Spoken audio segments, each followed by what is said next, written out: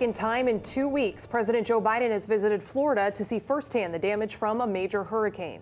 Yesterday, the president toured the hard-hit St. Petersburg, meeting with first responders and taking an aerial tour of the damage.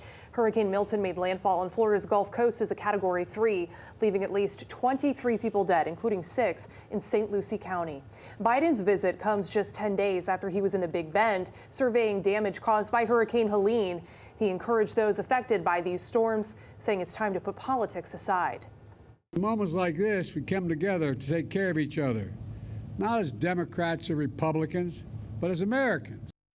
The president has granted a major disaster declaration for the state of Florida. This unlocks federal disaster assistance to aid recovery efforts like debris removal and emergency measures. Well, this morning, students in Martin County are returning to the classroom days after a tornado outbreak hit the county. One of those tornadoes damaged Murray Middle School, and now kids are heading back there this morning. Our Matt Lincoln joins us live from that school with the latest. Matt. Yes, Sam and Danielle, I'm here in Port Salerno, which is in eastern Martin County, just north of Hope Sound, just south of Stewart, where one of those tornadoes came through on Wednesday.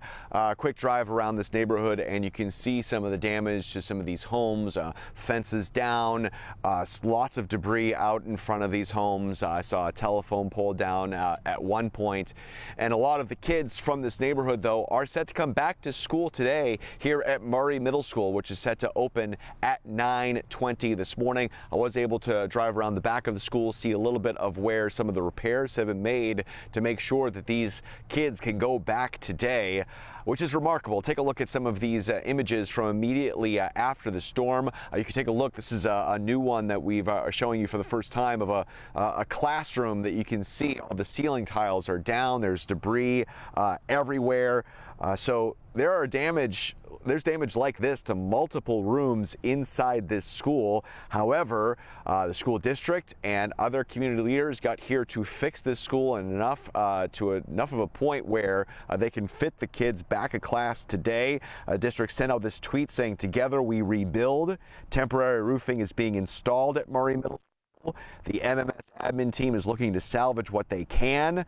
They were able to save the fish and shrimp from the damaged ag building. We can't thank our community enough." Also, the the county is alerting that there are some help for the people around this area right now at the Martin County Fairgrounds starting at 10 a.m. this morning. Items available to residents include tarps, water, and meals. Also, a comfort station that has showers, laundry, and restrooms. Again, that's open from 10 a.m. to 7 p.m. today at the Martin County Fairgrounds. Certainly, there's a lot of cleanup that continues here in Martin County, not just here at the school, but all over the community. We're expecting Superintendent Michael Main to be out here this morning right before school starts. We're going to talk to him to see exactly how this school was able to clean up in just 5 days to open back up again for students, with the first class beginning at 9:20. But for now, live in Port Salerno, I'm Matt Lincoln for CBS 12 News. All right, Matt, thank you. And this morning we are learning that the National Weather Service confirmed the deadly tornado that touched down in St. Lucie County on Wednesday peaked as an EF3. In its initial survey, the NWS found that the EF3 damage near the intersection of Orange Avenue and South Rock Road was caused by winds between 140 and 150 miles per hour. This is the same tornado that moved into the Spanish Lakes community and caused EF2 damage, killing 6 people. This is video of some of the damage in that area. St. Lucie County officials are warning residents of road closures due to Hurricane Milton's damage. Take a look at this map on your screen. Kings Highway in Fort Pierce is now closed from Immokalee Road to Angle Road, and Angle Road will be closed at Kings Highway in both directions. The closure is in place as utility crews work to restore power outages in the area. If you take Kings Highway during your morning or evening commute, you are going to want to find an alternate route. We are now learning that the EF3 tornado that hit the Avenir development in Palm Beach Gardens was the same one one that hit Wellington and other parts of Loxahatchee. We showed you this tornado as it was first tracked through Wellington. And according to the National Weather Service, that tornado moved through the Binks Forest community where crews found EF1 and EF2 damage.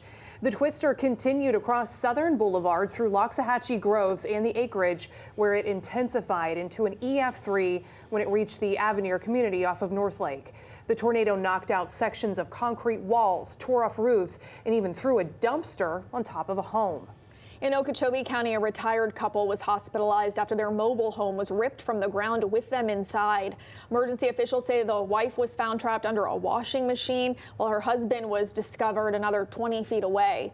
The twister did not stop there. It barreled north, ripping through the Dixie Ranch acres.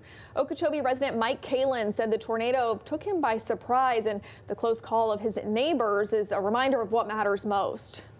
Once we seen that thing, we thought them people would be dead. And they were not.